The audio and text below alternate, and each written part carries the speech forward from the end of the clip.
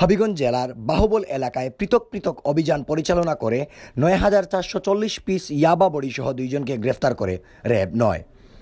সোমবার ২৬ মে হবিগঞ্জের বাহুবল এলাকার গুশপাড়া গ্রামে মাদক বিরোধী অভিযান পরিচালনা করে এই দুইজনকে গ্রেফতার করা হয়। গ্রেফতারকৃতরা হলেন বরগুনা জেলার তালতলী থানার হাড়িপাড়া গ্রামের মোহাম্মদ আলতাফ হোসেনের ছেলে মাসুম বিল্লাহ ৪২ ও ব্রাহ্মণবাড়িয়া জেলার বিজয়নগর থানার আলাদাউদ্দপুর গ্রামের মৃত আব্দুর বারেকের ছেলে ওহিদ মিয়া।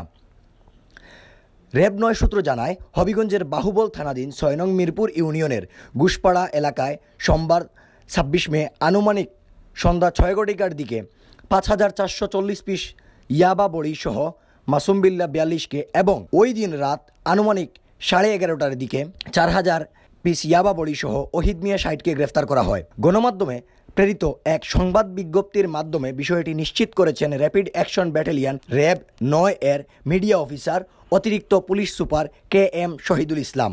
তিনি জানান, পরবর্তী আইনগত ব্যবস্থা গ্রহণের লক্ষ্যে গ্রেফতারকৃত ব্যক্তিদের বিরুদ্ধে মাদকদ্রব্য নিয়ন্ত্রণ আইন ২০১৮ খ্রিস্টাব্দ এর সংশ্লিষ্ট ধারায় দায়েরপূর্বক গ্রেফতারকৃত ব্যক্তিদ্বয় ও জব্দকৃত আলামত হবিগঞ্জ জেলার বাহুবল মডেল থানায় হস্তান্তর করা হয়েছে। এছাড়াও মাদকের বিরুদ্ধে জিরো টলারেন্স নীতি বাস্তবায়নে র্যাব ৯ এর গোয়েন্দা তৎপরতা এবং চলমান অভিযান অব্যাহতও রয়েছে।